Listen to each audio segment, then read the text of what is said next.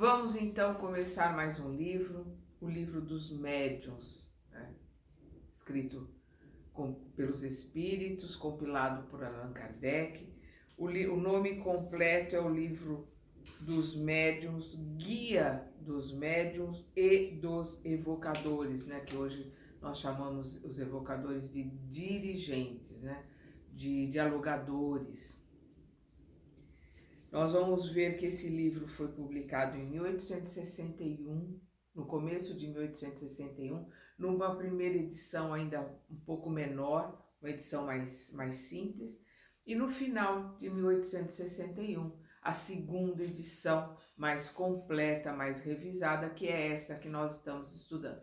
E aqui nós vamos estudar uma tradução do Salvador Gentili. Então vamos lá, vamos começar o nosso estudo, a introdução do Livro dos Espíritos.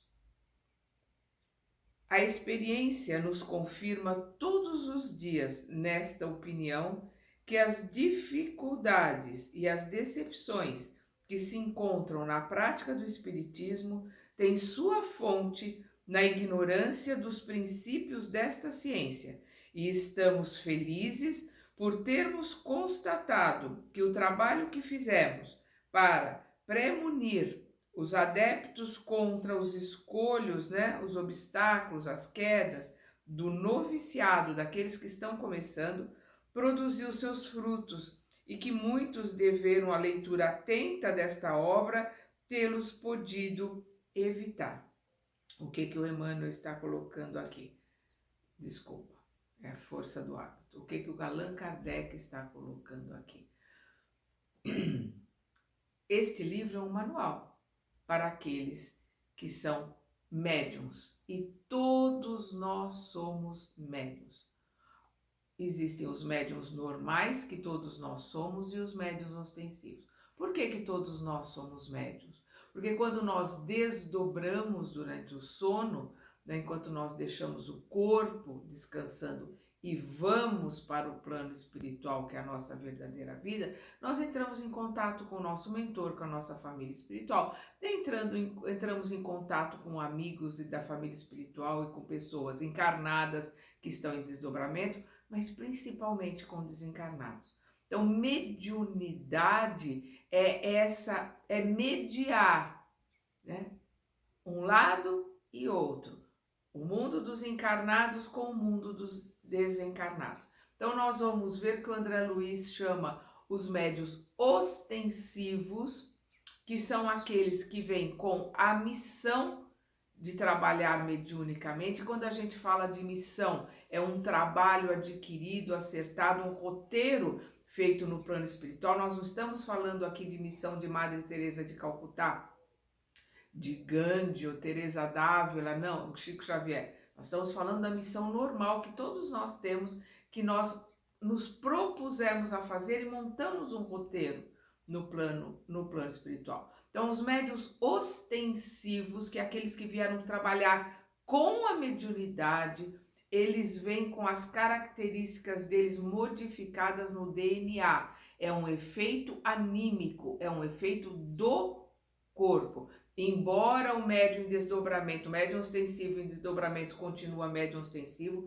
vai trabalhar no plano espiritual, desencarnado continua médium ostensivo, vai trabalhar no plano espiritual, e dependendo de como se comportou, ele vai poder reencarnar como médium ou não. Normalmente, infelizmente, a grande maioria dos médiums enfiam os pés pelas mãos e aí desencarnam numa condição muito difícil e voltam como médiuns, ainda às vezes por várias encarnações, médiuns ostensivos, para acertar aquilo que se propuseram a fazer lá no primeiro roteiro e não fizeram. Nós vamos entender muito bem isso no livro Os Mensageiros. Quem são os mensageiros? São os médiuns ostensivos.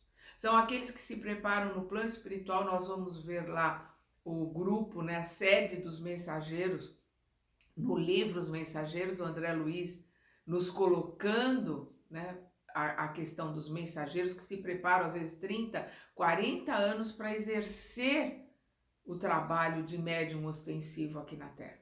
Vamos lembrar que é um trabalho normalmente solicitado pelo próprio médium. Ele pode ser oferecido como uma forma de se redimir, como uma forma de se ressarcir, como uma forma de trabalhar os débitos com mais rapidez, mas normalmente ele é pedido. O médium pede para vir trabalhar como médium ostensivo, para poder aprender, para poder crescer, para poder pagar seus débitos, suas dívidas, digamos assim, com mais rapidez. Então nós precisamos entender, nós que somos, eu sou médium normal, ou seja, a mediunidade normal que todo espírito tem, e que nós temos que trabalhar e temos que desenvolver a nossa intuição, as nossas capacidades, porque como disse o Chico, vai chegar uma hora que não vamos precisar mais dos médiuns ostensivos. Todos nós, médiuns normais, vamos poder nos comunicar com o plano espiritual através de aparelhos. Mas os médiuns ostensivos têm um trabalho fantástico a realizar, desde que eles se preparem, desde que eles estudem, principalmente o Livro dos Espíritos e o Livro dos Médiuns. O Livro dos Espíritos para entender a filosofia, a ciência, a doutrina espírita. E o Livro dos Médiuns como manual para entender aquilo que acontece com ele e com as energias com as quais ele trabalha. Então é o que ele está dizendo aqui. Ele primeiro colocou um livro pequeno, né? E muitos já se beneficiaram, e aí ele coloca um livro mais completo e que foi analisado, redigido, editado pelos espíritos. Ele só faz a compilação para poder editar. E é um desdobramento do livro, dos espíritos. Então, todo mundo, principalmente o médium ostensivo, tem que ler e reler Livro dos Espíritos e tem que ler e reler, estudar com lupa o Livro dos Médiuns, que é o seu manual. Um desejo muito natural entre as pessoas que se ocupam com o espiritismo é o de poderem entrar elas mesmas em comunicação com os espíritos. É para lhes aplainar, facilitar o caminho, que esta obra está destinada em as fazendo aproveitar o fruto dos nossos longos e laboriosos estudos. Porque se faria dela uma ideia muito falsa, pensando que, para ser perito nesta matéria, basta saber colocar os dedos sobre uma mesa para fazê-la girar ou tomar do lápis para escrever. Nós vamos ver um erro grosseiro dentro da maioria das casas espíritas, de você tem mediunidade. Nós vamos ver o Kardec colocando que médium é todo aquele que tem alguma sensibilidade, alguma médium ostensivo, alguma comunicação, alguma sensibilidade maior com o plano espiritual. Você é médium, você tem que trabalhar. Sim, tem que trabalhar interiormente. Quem tem que se trabalhar no autoconhecimento, tem que estudar muito. Ninguém pode sentar numa mesa mediúnica como médium ostensivo, como sustentador, trabalhar como dirigente ou trabalhar como dialogador, porque tudo isso é preparado no plano espiritual. A gente vai ver isso nos mensageiros. Nós vamos ver lá o capítulo 13, quando ele está lá vendo a preparação dos mensageiros, o dialogador, aqueles que vão trabalhar na sustentação. Todo mundo é preparado nesse grupo dos mensageiros que existe no plano espiritual. Mas, principalmente, se não tiver estudo, aprendizado, muita boa vontade de aprender, de crescer, de se melhorar, de se transformar, de se realizar a sua reforma íntima, não pode adentrar a um trabalho mediúnico. Principalmente de desobsessão, porque aí senão se desequilibra, se desestrutura por ignorância. Essa é que é a maior questão, que eu acho uma irresponsabilidade em muitas casas espíritas, de começou a estudar, está com 1 ano de estudo, entra para um trabalho mediúnico. Não. Tem que ter estudado pelo menos 1 ano ou 2 do Livro dos Espíritos, 2 anos do Livro dos Médiuns, que precisa-se primeiro ano, o estudo da FEB são 2 anos de estudo, apostila 1 e apostila 2. tem que ter como livro de cabeceira o livro dos médiuns, estudar com lupa, porque é o seu manual. Aí sim, pode sentar numa mesa, porque nada, não vai ser surpreendido com nada. Sabe exatamente o que está acontecendo. Tem estrutura e tem conhecimento para servir. O trabalho numa mesa mediúnica é servir, não é ser servido. Como por ignorância, por falta de estudo, o médium vai, não estou me sentindo bem, então eu vou para uma mesa mediúnica, porque eu saio de lá aliviado. Porque ele pega todo o lixo dele e joga em cima da mesa. Joga para os outros cuidarem e tratarem. Ele vomita tudo que ele tem de ruim lá dentro. Não é essa. A mesa mediúnica não é feita. O médium tem que ser tratado no atendimento fraterno. Ele tem que ser tratado junto aos passes, ao estudo, atendimento fraterno. Tem que ser tratado na casa. A hora que alguém entra por um trabalho mediúnico, seja ele qual for, de estudo, de aprendizado que eu digo, a mesa mediúnica para aprendizado, a mesa mediúnica para estudo, para esclarecimento, mas principalmente para a mesa mediúnica de desobsessão, ele tem que entrar para servir. A mesa mediúnica de desobsessão, ela é um pronto-socorro espiritual. Ele tem que estar ali preparado como um médico, porque o médico se prepara 6 anos para começar a trabalhar. O médium tem que se preparar no mínimo 4, 5 anos também de estudo para poder trabalhar, para servir. Porque a mesa mediúnica, principalmente de desobsessão, é um serviço de pronto-socorro que se faz aos espíritos que estão perdidos no plano espiritual precisando de ajuda. É um pronto-socorro de acidentados. É um pronto-socorro de guerra.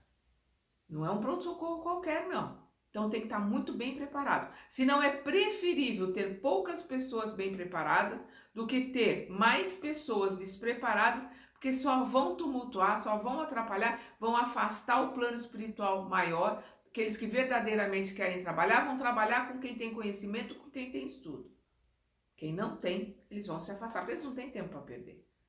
O trabalho é árduo, é difícil e tem que trabalhar com quem tem capacidade para trabalhar. É a mesma coisa que pegar uma pessoa que não conhece nada de primeiros socorros, que nunca estudou medicina, nunca estudou farmácia ou enfermagem, e botar ela para socorrer quem está ferido no pronto-socorro. O máximo que ela vai poder fazer é limpar o chão, né, ajudar a levar um copo d'água, empurrar uma cadeira de rodas. Mais do que isso ela não pode fazer. Tratar, ela não pode tratar. E é um absurdo que a pessoa acha, porque ela assistiu uma palestra ou porque ela participou de um cursinho rápido de mediunidade, que ela tem condições de sentar numa mesa e trabalhar na mesa mediúnica. Isso é irresponsabilidade, principalmente dos dirigentes da casa, porque esses sim têm obrigação de terem muito conhecimento. Então vamos continuar aqui com Kardec. Enganar-se-ão igualmente quem cresce enganar-se-ão igualmente quem cresce, né, de crer, encontrar nessa obra uma receita universal e infalível para formar médiuns. Médium ostensivo não se forma, ele vem. Ele encarna, vem no DNA, ele encarna como médium ostensivo. Médiuns normais todos nós somos e todos nós temos que aprimorar a nossa mediunidade. Tanto a mediunidade normal como a mediunidade ostensiva, aqueles que as têm. Se bem que cada um encerra em si mesmo o germe das qualidades necessárias para se tornar médium. Encerra em si mesmo, porque vem conosco. Essas qualidades não existem senão em graus muito diferentes e seu desenvolvimento se prende às causas que não dependem de ninguém as fazer nascer à vontade. Eu tenho vontade de ser psicógrafo. Não.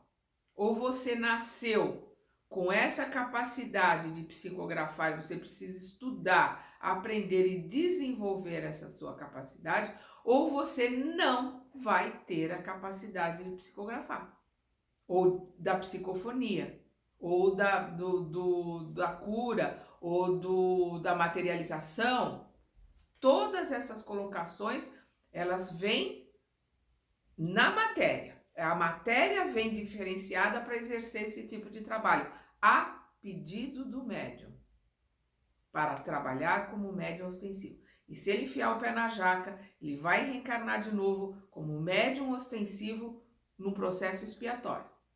E nós vamos ver no livro Os Mensageiros que o André Luiz coloca que dá para contar nos dedos de uma mão, infelizmente, aqueles que conseguem ser completistas, aqueles que conseguem vir para a Terra e realizar o seu trabalho e voltar com o trabalho completo. Infelizmente. As regras da poesia, da pintura e da música não fazem nem poetas, nem pintores, nem músicos daqueles que não lhes têm o gênio. Elas guiam no emprego das faculdades naturais. Então ele vai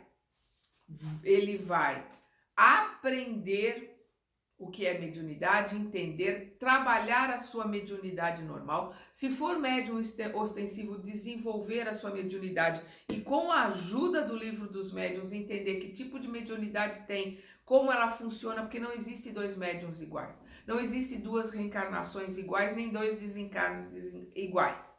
Nós somos todos diferentes. Então todos nós temos qualidades e carismas, como fala Paulo, carismas diferentes. E cada um vai ser um instrumento conforme a sua vibração, a sua energia. Então ele vai ser um médium ostensivo ou não, que vai trabalhar junto a espíritos bons ou a espíritos instigantes ou a espíritos zombeteiros, conforme for a sua característica moral, conforme estiver sendo o seu desenvolvimento pessoal. Aquele que está trabalhando no estudo, na vontade, no aprendizado, como diz Allan Kardec, né, no Evangelho segundo o Espiritismo, se reconhece o espírita, se reconhece o espírita pelo seu esforço na sua transformação moral.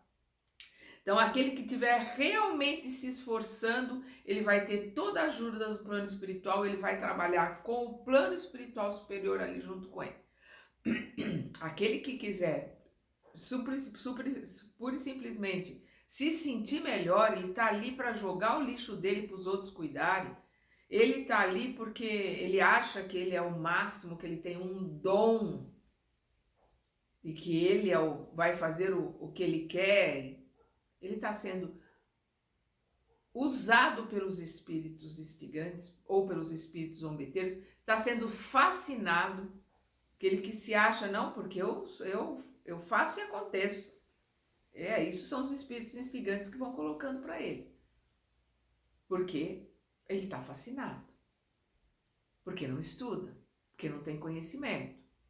Então, é uma colocação que você vai ver pessoas que caminham para a casa espírita ou para um estudo ou para um aprendizado pura e simplesmente por curiosidade, quer ver fenômeno, quer ver show. Na época do Kardec, os shows eram pagos e eram shows mesmo. Então, nós vamos ver que o estudo, logo no começo, a gente começa um grupo de estudo da mediunidade, começa lá com 60, 70 pessoas, quando termina um ano tem 30, 40, quando termina o segundo ano tem 20. Aí você vai conseguir que 4, 5, 10 no máximo montem, às vezes nem isso, 4, 5 montem um grupo mediúnico depois do segundo ano de estudo. Não se esquecendo que esses que estão fazendo o curso de mediunidade obrigatoriamente têm que ter estudado o livro dos espíritos antes. Ocorre o mesmo com o nosso trabalho, né? O que ele está falando aqui, né? O pessoal que vai aprender música, que vai aprender pintura, não quer dizer que vai ser um pintor ou que vai ser um grande musicista. Ele vai ter noções de pintura e noções de música. Então, ocorre o mesmo com o nosso trabalho. Seu objetivo é indicar os meios de desenvolver a faculdade medianímica, né? A faculdade mediúnica, tanto quanto permitam as disposições de cada um. e, sobretudo, dirigir-lhe o emprego de maneira útil quando a faculdade existe. Quando a faculdade mediúnica, a faculdade do médium ostensivo existe. Mas aí não está o objetivo único a que nos propusemos. Ao lado dos médiuns propriamente ditos, os médiuns ostensivos, há a multidão que aumenta todos os dias de pessoas que se ocupam com as manifestações espíritas, guiá-las em suas observações, assinalar-lhes os escolhos, os obstáculos que podem e devem necessariamente encontrar em uma coisa nova, iniciá-las na maneira de conversar com os espíritos, indicar-lhes os meios de terem boas comunicações. Tal é o círculo que devemos abranger, sob pena de fazermos uma coisa incompleta. Se não se fizer isso, se não se preparar os sustentadores, os dialogadores, antigamente eram chamados de doutrinadores, o trabalho fica incompleto. Porque para que o médium trabalhe, nós vamos ver nas obras do André Luiz, principalmente na sua obra Desobsessão, nós vamos ver no Hermínio de Miranda, Filomeno de Miranda também colocando, que precisa no mínimo de 2 a 3 sustentadores para cada médium ostensivo que está trabalhando ali no grupo, que o bom é 4. E um grupo de 12, né,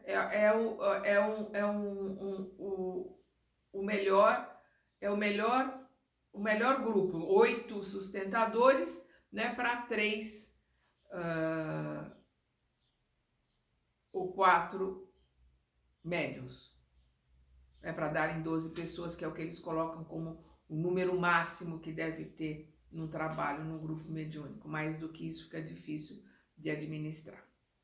Nós vemos isso nas obras subsidiárias, né, psicografadas pelo Chico, através do espírito André Luiz, e vemos nas obras de Filomeno de Miranda, psicografada pelo Divaldo, e vemos na colocação maravilhosa do Hermínio de Miranda, nas suas obras que são de estudo e de trabalho dele, não são psicografadas. Não será, pois, surpresa encontrar em nosso trabalho informações que à primeira vista poderiam lhe parecer estranhas. A experiência mostrará sua utilidade. Depois de o haver estudado com cuidado, compreender-se-á melhor os fatos que se testemunhar. Depois que se estudar com afinco a doutrina e o livro dos médiuns, compreendendo como a mediunidade funciona, aí vai se compreender os fatos, vai se poder testemunhar, ajudar e trabalhar, porque a intenção é sempre essa, de servir o plano espiritual.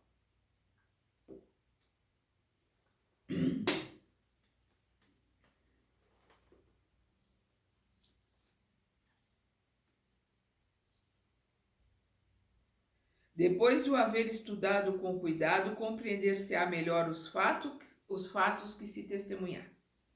A linguagem de certos espíritos parecerá menos estranha. Como instrução prática, não se dirige, pois, exclusivamente aos médiuns, mas a todos aqueles que estão em condições de ver e de observar os fenômenos espirituais. Ou seja, o livro não é direcionado única e exclusivamente aos médiuns ostensivos. Para esses é obrigação, porque é manual. Mas para todos aqueles que querem ver, observar, que querem trabalhar, que querem ajudar, que querem ser sustentadores, que querem ser dialogadores. Algumas pessoas teriam desejado que publicássemos um manual prático muito sucinto, contendo em poucas palavras a indicação dos procedimentos a seguir para entrar em comunicação com os espíritos. Elas pensam que um pequeno livro dessa natureza, podendo, pela modicidade do seu preço, ser distribuído em profusão, seria um meio poderoso de propaganda, em multiplicando os médiuns. Quanto a nós, veríamos uma tal obra como mais nociva do que útil, ao menos no momento. Nós vamos ver lá na frente nesse livro uma colocação do espírito Erasto, que foi discípulo de Paulo, quando ele coloca que é preferível se perder 9 verdades a se aceitar uma mentira. Então, aquela pessoa que está ali para matar uma curiosidade, quer ver um fenômeno, quer ver um show, é preferível que ela se afaste logo. Você fala, olha, são 2 anos no mínimo de estudo do livro dos espíritos, depois mais 2 anos no mínimo de estudo do livro dos médiuns, para depois começar a participar de uma reunião. Ela fala, é muito. Então, vai procurar a tua turma. É preferível que ela se afaste, porque ela vai ser uma pessoa extremamente nociva dentro do estudo e do trabalho.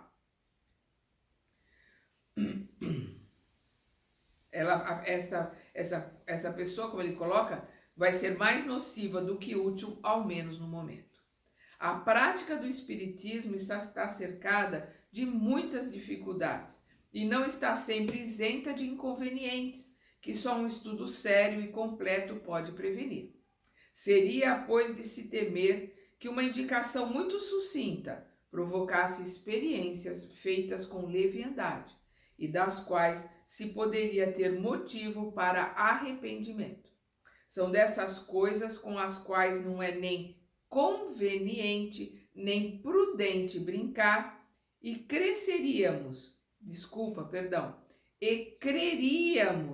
prestar um mau serviço colocando-as à disposição do primeiro estouvado que encontrasse prazer em conversar com os mortos.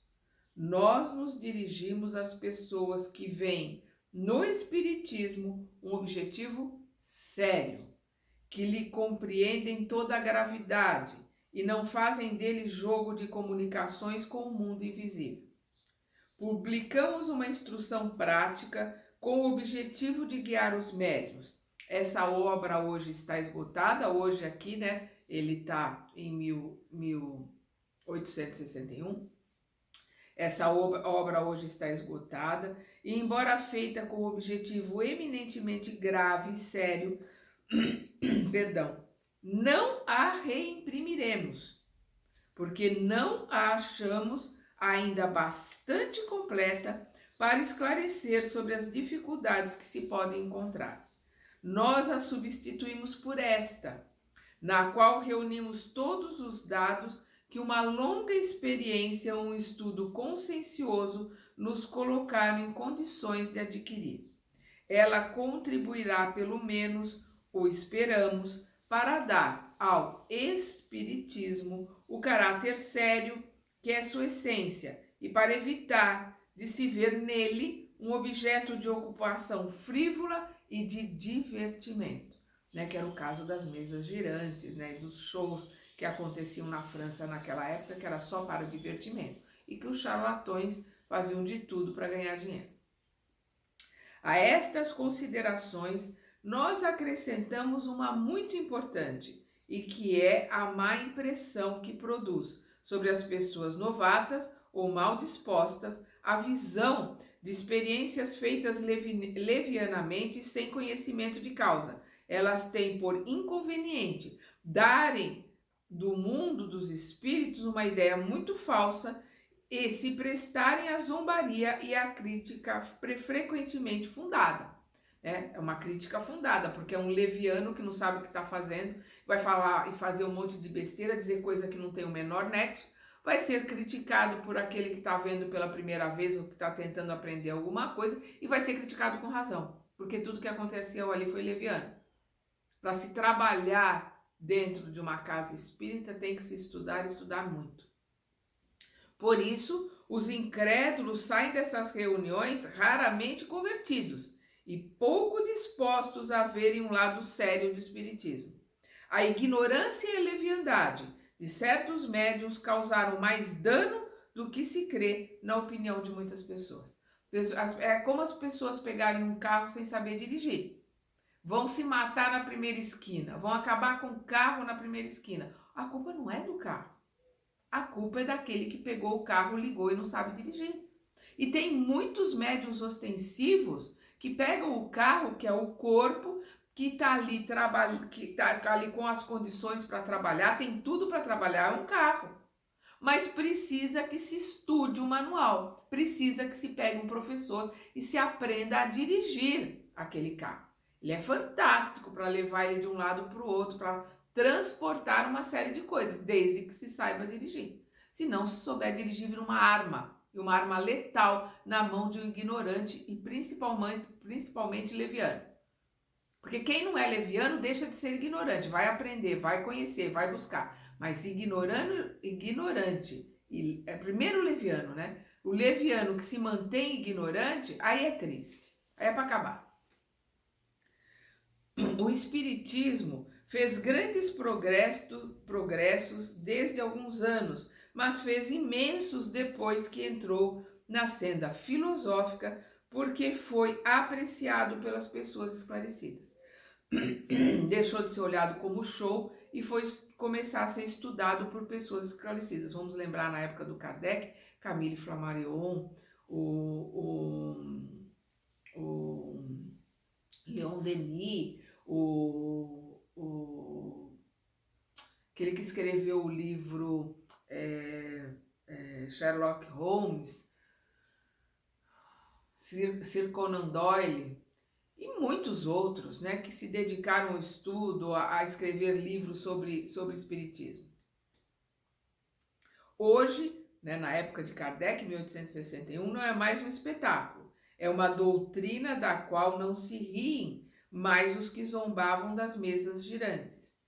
Em fazendo nossos esforços para conduzi-lo e mantê-lo nesse terreno, conduzir e manter o estudo do espiritismo nesse terreno da ciência e da filosofia, né?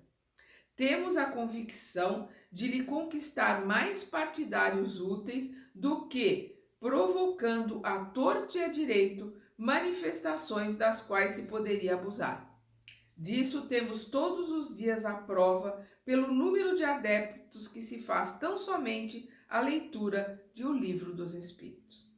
Após termos exposto em O Livro dos Espíritos a parte filosófica da ciência espírita, damos nesta obra a parte prática para uso daqueles que querem se ocupar das manifestações, seja para si mesmos, seja para se inteirarem dos fenômenos que podem ser chamados a ver.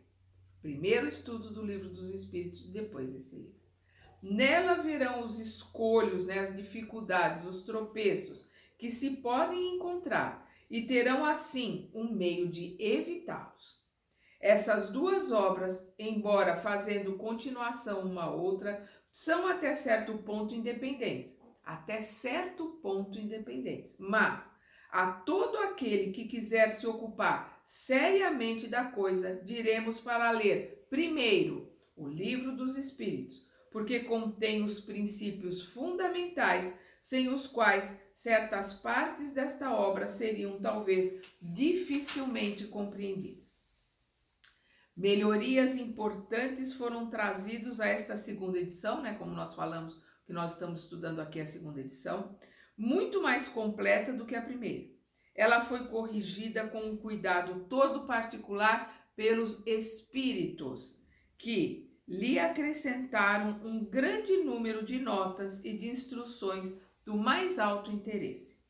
Como eles tudo revisaram, aprovaram ou modificaram à sua vontade, pode-se dizer que ela é em grande parte a sua obra, a obra dos Espíritos, porque sua intervenção não se limitou a alguns artigos assinados. Não indicamos os nomes, senão quando isso nos pareceu necessário para caracterizar certas situações um pouco extensas, como emanadas deles textualmente. De outra forma, nos teria sido preciso citá-los quase a cada página. A cada página aqui do Livro dos Médiuns ia ter que citar o nome do espírito que colocou. Então, ele só colocou o nome dos espíritos que deram mensagem quando a mensagem é muito grande. Aí ele coloca o nome, senão não. De outra forma, nos teria sido preciso citá-los quase a cada página, notadamente em todas as respostas dadas às questões propostas, o que não nos pareceu útil. Os nomes, como se sabe, importam pouco em semelhante matéria.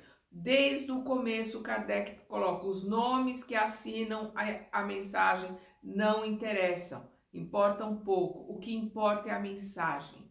E hoje, século XXI, nós vemos pessoas que estão muito mais preocupadas com o nome de que está assinado ali do que com a mensagem. E colocam principalmente no YouTube para ganhar dinheiro, que a gente não pode esquecer disso, que para ganhar dinheiro as pessoas fazem qualquer coisa, colocam o nome de espíritos elevados em mensagens ridículas, às vezes na grande maioria antidoutrinárias, que passam medo, que passam insegurança. Um espírito elevado, ele quando vem se pronunciar e quando fala alguma coisa, é para ajudar a gente a se levantar, é para dar uma sacudida na gente, é para dar uma bronca para que a gente se esforce para melhorar.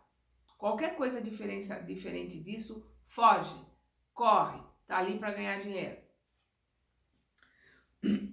Os nomes, como se sabe, importam pouco em semelhante matéria. O essencial é que o conjunto do trabalho responda ao objetivo que nos propusemos. A acolhida dada à primeira edição, conquanto imperfeita, nos faz esperar que esta não será vista com menor favor. Como nela acrescentamos muitas coisas e vários capítulos inteiros, suprimimos alguns artigos que tinham duplo emprego, entre outros a escala espírita, né, que já se encontra no Livro dos Espíritos, né, que vai da questão 100 a 113. Suprimimos igualmente no vocabulário que não entrava especialmente no plano desta obra e que se acha utilmente substituído por coisas mais práticas. Este vocabulário, aliás, não era bastante completo. Nós o publicaremos mais tarde, separadamente, sob forma de um pequeno dicionário de filosofia espírita. Dele só conservamos aqui as palavras novas ou especiais relativas ao objeto do qual nos ocupamos. Então vamos lembrar que no Livro dos Espíritos, o Kardec coloca que para uma nova ciência, uma nova filosofia, uma nova doutrina, precisam-se de novas palavras. Então nós vamos ver as palavras criadas pelo Kardec, né? Como espiritismo, né? Reencarnação, reencarnação é uma palavra criada pelo Kardec.